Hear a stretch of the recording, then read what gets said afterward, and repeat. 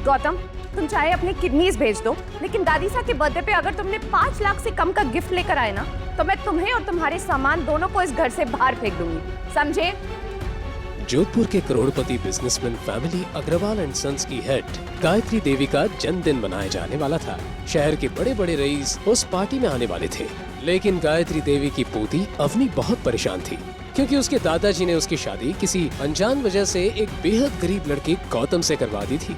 अवनी चाहती थी कि वो अपनी दादी साहब को एक महंगा गिफ्ट दे, ताकि सबके सामने उसकी बेइज्जती ना हो। अवनी, आज शाम को जो गिफ्ट मिलेगा ना, उससे तुम्हारे साथ साथ दादी साहब के भी होश उड़ जाएंगे, देख लेना। गौतम ने अवनी से तो कह दिया था, लेकिन उसके पास कोई प्लान नहीं था। वो एक ज्वेलरी शॉप के सामने जा पहुंचा। एक अंगूठी की तरफ देखकर वो कुछ सोच ही रहा था कि तभी अबे ओए, क्या देख रहा है? तू जानता भी यहाँ के एक एक जेवर की कीमत 5 लाख रुपए शुरू होती है। देख रहा हूँ। देखने में पैसे लगते हैं क्या? अच्छा, तो मारने के भी पैसे नहीं लगते, आया समझ में? भागे रे। गार्ड ने आंव देखा ना ताव और गौतम को धक्का दे दिया। जाना।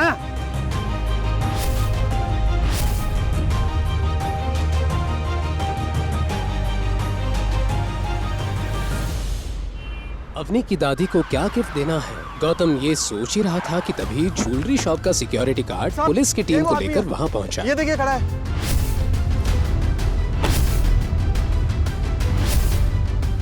गिरफ्तार करो इस चोर को। क्या हुआ इंस्पेक्टर साहब?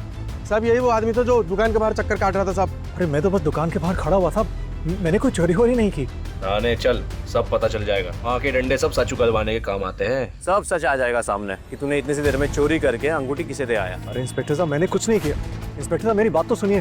पुलिस वाले गौतम को उठाकर थाने ले गए। गौतम गिड़गिड़ाता रहा, मगर किसी ने उसकी एक ना सुनी। थाने पहुंचकर इंस्पेक्टर ने उसे लॉकअप में बंद कर दिया। मेरी बात सुनिए आप लोग। क्या है? मैं अवनी अग्रवाल का हस्बैंड हूँ। तो तू है वो अग्रवाल परिवार का निठल्ला घर जमाई जो अपनी अमीर बीवी को लुभाने के लिए चोरी की अंगूठी ले जा रहा था। मैंने इंस्पेक्टर साहब प्लीज आप तू रुक। आपको गलतफहमी हुई है, मैंने कुछ नहीं किया है। मैं सिर्फ दुकान के बाहर खड़ा हुआ था। आप पूछिए अवनी से, वो आपको सब बताइए। What? अब वो चोरी भी करने लग गया है। इंस्पेक्टर, आप उसे मारो पीटो, जो चाहे करना है करो, मैं उसे नहीं छुड़ाने वाली।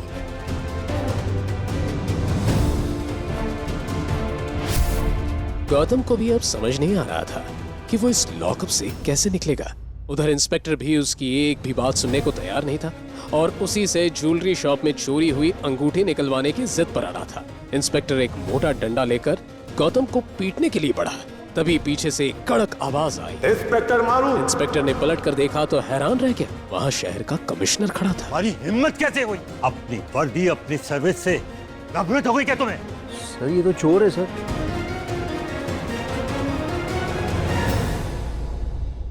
तो हुक्म, मेरे इस इंस्पेक्टर की वजह से मैं बहुत शर्मिंदा हूँ। आपको यहाँ बहुत परेशानी हुई, उसके लिए मैं माफी मांगता हूँ। हुक्म। सर आप एक मामूली से घर जमाई के सामने हाथ जोड़ रहे हो। सर इस चोर की बीवी ने मुझे खुद बोला है इसे छोड़ना नहीं है। चोर? How dare you say that? अगर ये चाहे तो उस शोरूम से भी बड़ी 10 दुकानें खरीद कर आग लगा दे। ये देखो। कमिश्नर ने अपने मोबाइल पर उस इंस्पेक्टर को कोई मैसेज दिखाया। वो देखते ही इंस्पेक्टर का चेहरा सफेद पड़ गया और वो गौतम के पैरों में गिरकर माफी मांगने लगा। हमको माफ कर दीजिए हुकुम, हमको माफ कर दीजिए। हुक्म, मैं आपको बाहर छोड़ूं? बस इतना ध्यान रखिए कि मेरी पहचान के बारे में किसी को पता ना चले, मेरी बीवी को भी नहीं। जी। गौतम ये कहकर वहाँ से निकल गया। क्या है सच्चाई? क्यों कमिश्नर साहब तक उससे हुक्म कहकर उसके आगे गिड़गिड़ा रहे थे? आगे एक ऐसा राज खुलेगा जो आपकी होश उड़ा देगा। एक कार आकर रुकी, उसमें से एक बेहद बूढ़ा आदमी उतरा और उसने गौतम के हाथ में एक छोटा सा बॉक्स दिया। आखिर क्या था उस बॉक्स के अंदर और क्या है गौतम की असली पहचान? शाम होते ही महल में जश्न का माहौल बना और क्यों ना हो, आखिर अवनी की दादी सा गायत्री देवी का जन्मदिन जो था, शहर के जाने माने लोग उनके इस जन्मदिन समारोह का हिस्सा बनने का मौका नहीं छोड़ना चाहते थे। देश भर से लोग उनके लिए महंगे महंगे गिफ्ट्स लेकर आए थे। थोड़ी देर बाद गौतम भी अवनी की दादी सा गायत्री देवी की बर्थडे वेन्यू पर पहुंचा। अवनी गौतम को पार्टी में एक्सपेक्ट नहीं कर रही थी। तुम किस लिए छुड़ाया तुम्हें पुलिस स्टेशन से? वहीं पड़े पड़े सड़ जाते ना तो अच्छा होता। मैंने कोई चोरी नहीं की। अरे मैं तो ज्वेलरी शॉप के बाहर खड़े होकर देख रहा था, पुलिस ने आके मुझे पकड़ लिया। बहुत मुश्किल से अपनी बेगुनाही का सबूत देके निकला वहां से। ठीक है ठीक है। ये क्या है गिफ्ट के नाम पे? कैसी गंदी सी पैकिंग है ये? छोटे से डिब्बे में आखिर गौतम क्या गिफ्ट लेकर आया होगा? वो बुजुर्ग आदमी कौन था जिसने पुलिस स्टेशन में गौतम को वो बॉक्स दिया था? पैकिंग पे मत जाओ, जो अंदर है ना उसे देख के तुम भी चौंक जाओगी। अरे किसका बर्थडे है? दादी सा। हाँ तो दादी सा खोलेंगे। ठीक है। अच्छा सुनो, जब बाकी गेस्ट वहाँ जाके दादी सा को अपना गिफ्ट दे तो तुम चुपके से जाके वहाँ पे अपना बॉक्स रख देना, समझे? पता नहीं दादाजी ने किस जंग का बदला लिया है मुझसे, तो तुम जैसे गरीब के साथ मुझ जैसे करोड़पति की शादी करा दी। ना तो पैसे हैं और ना तमीज। जाओ जाओ। गौतम को सोच पाता उससे पहले ही किसी के कदम पार्टी के वेन्यू हॉल की तरफ बढ़ने लगे। वो खूबसूरत लड़की चेहरे पर मुस्कान लिए एक बॉक्स के साथ गायत्री देवी की तरफ बढ़ने लगी। उसे देखते ही अवनी का चेहरा उतर गया। गिफ्ट बॉक्स से एक बहुत ही खूबसूरत और चमकदार नेक पीस निकला। ये गिफ्ट देने वाली लड़की कोई और नहीं बल्कि अवनी की कजिन सिस्टर शनाया थी। इतने चमकदार हीरे तो मैंने अपनी 75 साल की उम्र में कभी नहीं देखे। इस घर की बाकी लड़कियों से तो कितनी स्मार्ट और समझदार है शनाया। गौतम ने अपनी वाइफ अवनी की ऐसी खुलेआम बेइज्जती होते हुए देखा।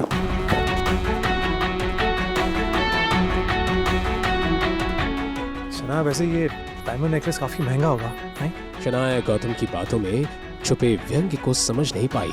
उसने अकड़ कर उस पेंडेंट का दाम जोर से बोला ताकि सब सुन सके। हाँ 1.5 करोड़। 1.5 करोड़? इसका मतलब शनाया को ये डायमंड बेचने वाला उससे ज्यादा स्मार्ट निकला। 5 लाख के डायमंड को 1.5 करोड़? कुछ भी। जो लोग जेब में 500 रुपए लेके घूमते हैं वो कब से लाखों करोड़ों का ज्ञान देने लगे? गायत्री जी तमतमाते हुए बोली। तू इस पार्टी को खराब करने आया है क्या? खुद तो निठल्ला है ये, सबके सामने डायमंड का गलत दाम बताकर जानबूझकर मेरी पोती को बदनाम करना चाहता है। दादी साहब, आपको मुझ पर भरोसा नहीं है ना? तो मिस्टर पारिक से पूछ लीजिए। राजस्थान के सबसे बड़े डायमंड मर्चेंट वही है ना? प्लीज। ना चाहते हुए भी गायत्री देवी को मिस्टर पारेख को उस डायमंड नेकलेस की जांच पड़ताल करने की अनुमति देनी पड़ी। मिस्टर पारेख ने वो डायमंड नेकलेस लिया और उसकी जांच करने लगे। कुछ देर उसे देखने के बाद उन्होंने कहा, किसी ने सस्ते डायमंड की महंगे डायमंड जैसी कटिंग करने की कोशिश की है। पारेख की पार की नजरें कभी धोखा नहीं खा सकती। किसी ने शनाया जी को ठग लिया है। देखा दादी साहब, मैं तो आपसे कह ही रहा था। अरे शनाया किसी ने जो बस गौतम बस। तेरी इतनी औकात कि मेरी बहन को झूठा बोले? तू अपना बताना, तू क्या गिफ्ट लेके आया निठल्ले? 2 साल से अपनी इंसल्ट सह सह कर गौतम थक चुका था। उसने अवनी के रूड बिहेवियर को हमेशा नजरअंदाज किया था, लेकिन आज सरेआम इंसल्ट वो बर्दाश्त नहीं कर पाया। उसने अपना गिफ्ट बॉक्स उठाया और गायत्री देवी की ओर बढ़ा।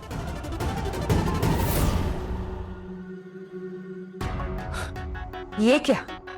मेरी दादी के लिए सोम बाजार से सस्ता सा गिफ्ट? बस आज से, अभी से अग्रवाल खानदान के किसी भी सदस्य से मेरा कोई मतलब नहीं। 2 साल आपने जिस कुत्ते को पाला था अब वो जा रहा है, लेकिन याद रखना एक दिन मुझे वापस बुलाने के लिए गायत्री देवी को मुझसे माफी मांगनी होगी, भूलना मत। हैप्पी बर्थडे दादी साहब।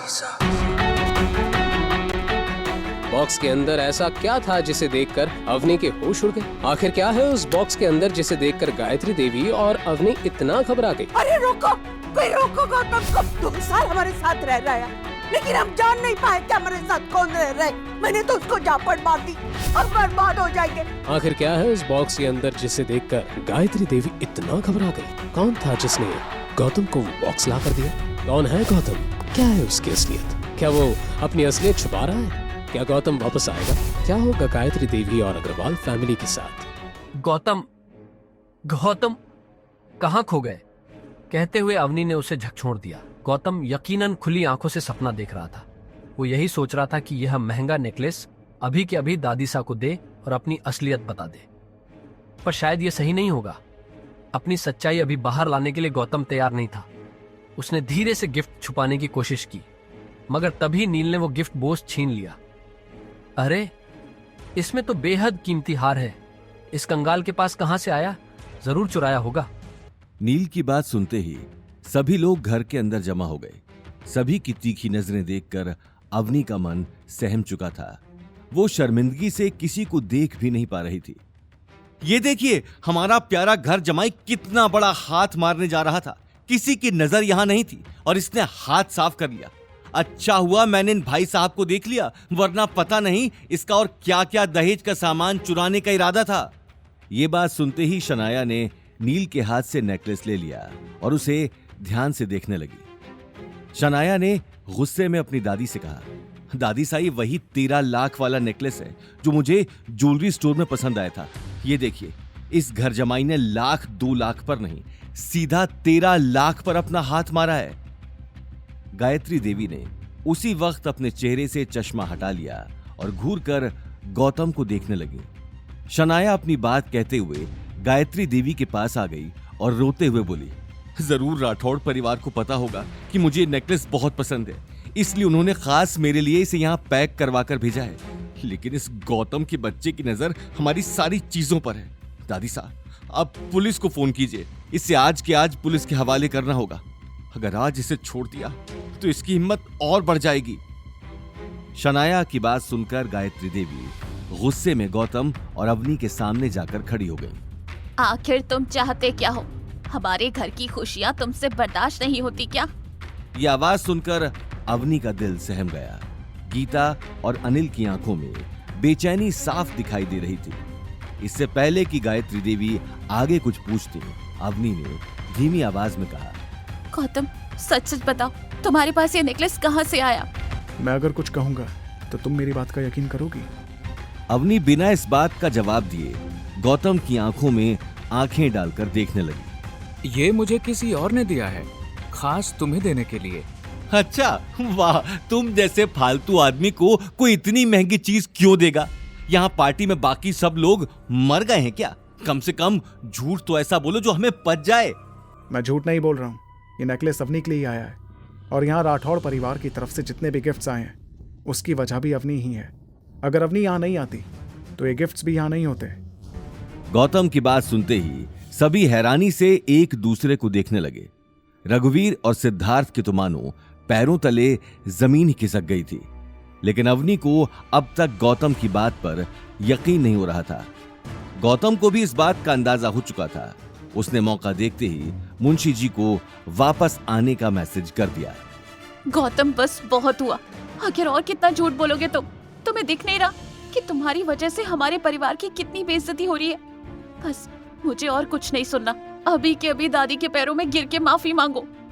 मैं सच कह रहा हूँ अवनी, ये नेकलेस मैंने चुराया नहीं है। अगर तुम्हें मेरी बात का यकीन नहीं है तो तुम पुलिस को बुला सकती हो।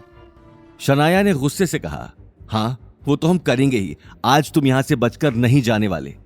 ये कहते हुए शनाया अपना मोबाइल निकालकर पुलिस का नंबर डायल करने लगी। लेकिन अवनी ने उसी वक्त उसे रोक दिया। 1 मिनट शनाया, अभी तक कुछ साबित नहीं हुआ है। शनाया गुस्से में बोली, अब साबित होने को क्या बाकी रह गया है? तुम्हारा पति चोर है, चोर था और चोर ही रहेगा। शनाया ने यह कहते हुए नंबर डायल कर दिया। लेकिन इससे पहले कि वो पुलिस को फोन लगाती, उसे मुंशी जी सामने से आते हुए दिखाई दिए। मुंशी जी को वापस पार्टी में देखकर गायत्री देवी हक्की बक्की रह गई। आज ये हो क्या रहा है? इससे पहले कि गायत्री देवी आगे आकर मुंशी जी से कुछ पूछती, मुंशी जी ने अपने गार्ड्स को इशारा कर दिया। उनकी आंखें गुस्से में लाल थीं। इतने बड़े एम्पायर के मालिक गौतम की बेइज्जती होते वो देख नहीं पा रहे थे। सब वापस ले चलो, कुछ नहीं रहना चाहिए। क्या हुआ आप? ये सब मैं... प्लीज, मुझे अभी किसी से बात नहीं करनी। मुंशी जी की बात सुनते ही सभी गार्ड्स ने हॉल में रखे हुए गिफ्ट्स को वापस गाड़ियों में भरना शुरू कर दिया। रघुवीर और सिद्धार्थ एक दूसरे को देखने लगे। किसी की कुछ समझ नहीं आ रहा था। उसी वक्त सिद्धार्थ मुंशी जी को समझाने के लिए आगे आ गया। सर क्या हुआ? आप किसी बात पर नाराज तो नहीं हो गए? अगर कुछ बात हुई है तो हम बैठकर सुलझा लेते हैं। मेरे डैड राठौड़ फैमिली को अच्छे से जानते हैं। कौन है तुम्हारे डैड? मैं तुम्हारे डैड को जानता भी नहीं हूं, इसलिए हटो मेरे रास्ते से। राठौड़ परिवार की तुम जैसे लोगों के साथ जान पहचान। अरे तुम्हारा दिमाग ठिकाने पर है? मुंशी जी का तमतमाया हुआ चेहरा देखकर सभी डर के मारे एक दूसरे को देखने लगे, लेकिन गौतम शांत खड़ा होकर तमाशा देख रहा था।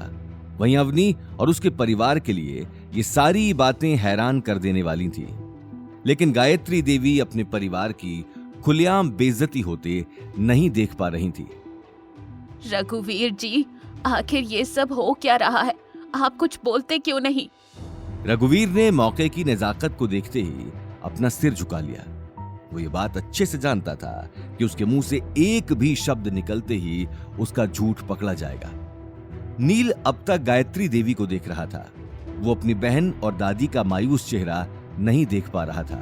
उसने मुंशी जी से आकर कहा, सर मेरी बात सुनिए, हम लोग दरअसल। हट जाओ, मुझे अपना काम करने दो। ये बात कहते हुए मुंशी जी गौतम को देखने लगे। उसी वक्त गौतम ने शनाया की तरफ इशारा कर दिया। मुंशी जी की नजर अचानक ही शनाया के हाथ में पकड़े नेकलेस पर चली गई। ये नेकलेस तुम्हारे पास कहां से आया?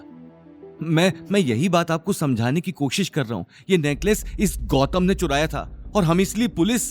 साफ मालूम पड़ रहा था कि नील को बात घुमाने का मौका मिल गया था, लेकिन मुंशी जी ये बात सुनते ही गुस्से में लाल हो गए। किसने कहा कि ये नेकलेस इन्होंने चुराया है? सर, नील ठीक कह रहा है। ये नेकलेस। अगर मेरे हुक्म ने यहां आने के लिए नहीं कहा होता तो मैं कभी आपके दरवाजे पर कदम नहीं रखता। ये बात कहते हुए मुंशी जी गायत्री देवी की आंखों में आंखें डालकर देखने लगे। अचानक ही उनकी नजर अवनी पर चली गई। अवनी को देखते ही उन्होंने शनाया के हाथ से नेकलेस ले लिया और अवनी के पास चले गए। मिस अवनी, मुझे माफ करना, आपको बेवजह इतनी तकलीफ उठानी पड़ी। दरअसल ये नेकलेस छोटे हुक्म ने खास आपके लिए भेजा है। मुंशी जी की इस बात ने सभी को सोचने पर मजबूर कर दिया। सभी को यकीन हो चुका था कि कुछ देर पहले जो गौतम बोल रहा था वो सही था, लेकिन अवनी को अभी तक अपनी आंखों पर यकीन नहीं हो रहा था। मेरे लिए भेजा है? लेकिन क्यों? ये बात सुनकर मुंशी जी गौतम को देखने लगे। क्योंकि हमारे छोटे हुक्म आपको पसंद करते हैं और इसलिए उन्होंने आपके लिए एक छोटा सा नजराना भेजा है, और ये सारे गिफ्ट भी उन्होंने ही यहां भेजे हैं। गायत्री देवी ये बात सुनते ही हैरान रह गई। साथ ही गीता और अनिल को भी यकीन नहीं हो रहा था, लेकिन सबसे ज्यादा हैरानी अवनी को थी, क्योंकि जिस आदमी ने उसके लिए गिफ्ट भेजा था, अवनी ने आज तक उस आदमी को देखा भी नहीं था। मुझे कुछ समझ नहीं आ रहा, आखिर कौन है आपके छोटे हुक्म? ये सवाल सुनते ही मुंशी जी और गौतम एक दूसरे को देखने लगे, लेकिन गौतम ने उसी वक्त इशारे से अपने बारे में बताने से मना कर दिया। वक्त आने पर आपको सब पता चल जाएगा। अभी मैं आपको कुछ नहीं बता सकता, अभी मुझे चलना चाहिए। ये बात कहते ही मुंशी जी तुरंत वहां से निकल गए। अवनी एक पल के लिए खामोश खड़ी थी। आज उसके सामने एक ऐसा सच था जिसे वो आसानी से एक्सेप्ट नहीं कर पा रही थी, लेकिन अगले 1 साल बाद इसी सच्चाई से उसका सामना होने वाला था। अवनी को इस बात का ख्याल आते ही मुंशी जी को रोकने के लिए वो गेट से बाहर जाने लगी। लेकिन बिना आपके हुक्म के बारे में जाने मैं ये नेकलेस नहीं ले सकती। मुंशी जी वहां से जा चुके थे। अब सभी लोगों की नजर अवनी और गौतम पर टिकी थी। पूरे हॉल में सन्नाटा छा चुका था। उसी वक्त गौतम ने सन्नाटे को तोड़ते हुए कहा, अवनी, मैंने कहा था कि मैंने नेकलेस नहीं चुराया। गौतम की आवाज सुनते ही अवनी को अपनी गलती का एहसास हो गया, लेकिन वहीं दूसरी तरफ गायत्री देवी को बहुत बड़ी अपॉर्चुनिटी सामने नजर आ रही थी। गायत्री देवी सिर्फ पैसों के पीछे ही भागती थी। उम्र बढ़ने के साथ साथ उसके दिमाग में पैसों का भूत बढ़ता जा रहा था, और अब तो अवनी जैसा बहुत बड़ा बैंक उसके सामने था, जिस पर जोधपुर का शाही परिवार दिल लुटा बैठा था। ये बात सोचते ही उसके दिल में अवनी के लिए अपना नजरिया चेंज हो गया और उन्होंने प्यार से अवनी के कंधे पर हाथ रखा। अवनी, तुमने कभी मुझसे इस बात का जिक्र नहीं किया कि तुम इतने बड़े परिवार को जानती हो। और तो और दादी सा, आपको गलतफहमी हुई है। मुझे खुद इस बात का कुछ अंदाजा नहीं है। बस अब कितना छुपाओगी? सच कहूँ तो गलती मेरी ही है। मैंने कभी तुमसे अच्छे से बात नहीं की, हमेशा तुम्हें डांटा। बेटा, मुझे माफ कर दो, लेकिन इस तरह अपनी दादी सा से कुछ छुपाओ तो मत। अचानक गायत्री देवी का बदला हुआ रूप देखकर शनाया का चेहरा गुस्से में तमतमा गया। वहीं गीता और अनिल हैरान रह गए और एक दूसरे को देखने लगे। एक ही झटके में पार्टी में आए हुए लोगों की नजरों में अवनी के लिए इज्जत बढ़ गई और गीता ये मौका हाथ से नहीं जाने देने वाली थी। लेकिन इससे पहले कि गीता आगे कुछ बोलती, अवनी ने कहा, दादी सा, अब मैं कैसे समझाऊं कि मैं... ठीक है अवनी बेटा, अब अपने दिमाग पर इतना जोर मत डाल। मासा, अब अवनी की उम्र ही क्या है, और ऊपर से मेरी बेटी मेरी तरह ही इतनी ब्यूटीफुल भी है। हो सकता है अवनी ने जोधपुर के छोटे हुकुम को नहीं देखा हो, लेकिन उनकी नजर तो मेरी बेटी के ऊपर पड़ गई है। ये बात कहते हुए गीता गायत्री देवी को देखने लगी। अवनी बेटा, देख, तकदीर खुद तेरे पास आई है, इसीलिए आज मेरी बात को मत टालना। तू प्लीज इस गौतम को डिवोर्स दे दे और जोधपुर के छोटे हुकुम। जिंदगी में पहली बार तुम्हारी माँ ने कोई ढंग की बात की है। मेरा भी यही कहना है कि जितनी जल्दी हो सके इस गौतम को तलाक दो। वैसे भी जब से तुम्हारी इससे शादी हुई है तब से... गायत्री देवी गौतम के पास आकर उसकी आंखों में देखने लगी। अवनी अब गौतम के खिलाफ नहीं सुन सकती थी। वो अगले ही पल गौतम और गायत्री देवी के बीच आकर खड़ी हो गई। बस दादी सा, इस बार गौतम की कोई गलती नहीं थी। उसके बावजूद भी आप लोगों ने उसे इतना कुछ कहा, लेकिन अब और नहीं, और मैं गौतम को डिवोर्स नहीं देने वाली। अवनी की आंखों में खुद के लिए गुस्सा देखकर गायत्री देवी का चेहरा तमतमा गया। परिवार में आज तक किसी ने भी गायत्री देवी की बात काटने की हिम्मत नहीं की थी। तुम जैसी बित्ते भर की लड़की की इतनी हिम्मत कि तुमने मेरी बात बीच में काटी। मैंने सोचा तुम्हारे अंदर थोड़ी सी तो अकल बची होगी, लेकिन तुम्हारा दिमाग भी तुम्हारे बाप की तरह बिल्कुल खाली है। अरे, जब अपने पति की इतनी ही पड़ी है तो फिर शादी के बाद अपने पीछे आशिक क्यों लगा रखे हैं? बाहर चक्कर चलाने से पहले कम से कम अपने पीछे लगे नाम का तो ख्याल कर लेती। कम से कम हमारी इज्जत तो बची रहती। एक के बाद एक गायत्री देवी ने बंदूक की गोली की तरह कड़वी बातें बरसाना शुरू कर दिया। अवनी की आंखों की कोर गीली हो चुकी थी।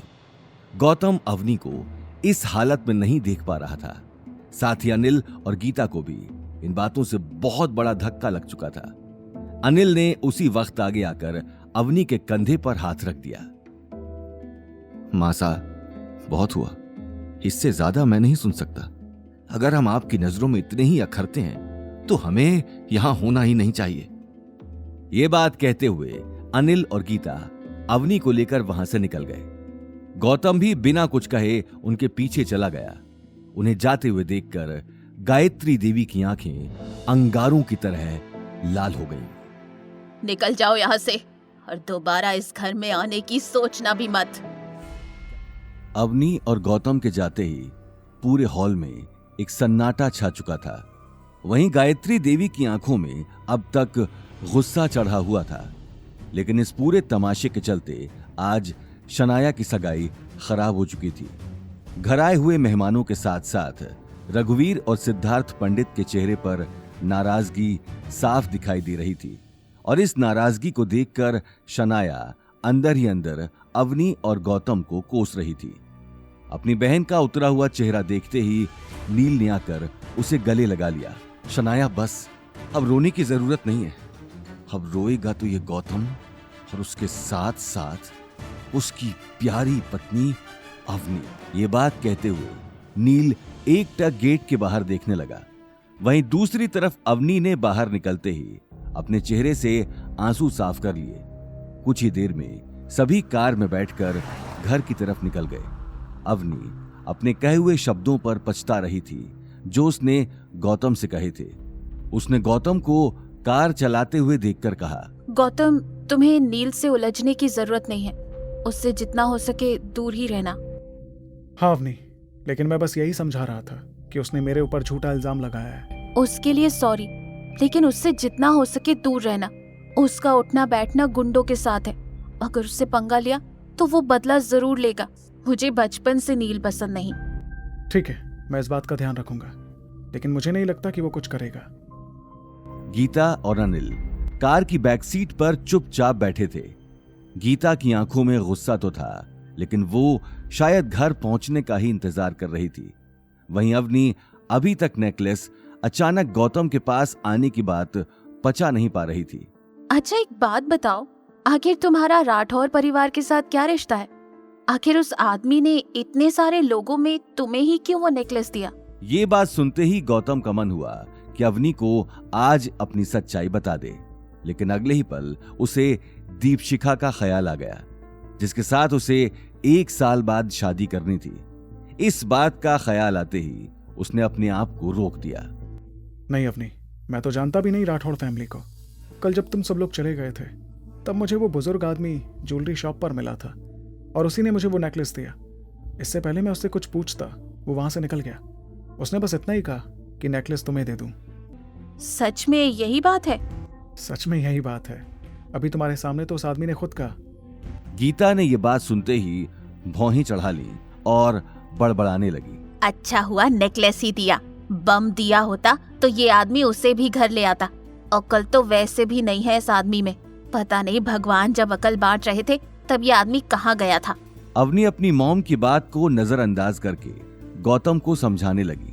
गौतम का भी ध्यान कार चलाने में ही था। गौतम, ऐसे किसी से भी कुछ भी लेने की जरूरत नहीं है। तुम जानते नहीं हो कि लोग तुम्हारा कैसे फायदा उठा लेते हैं।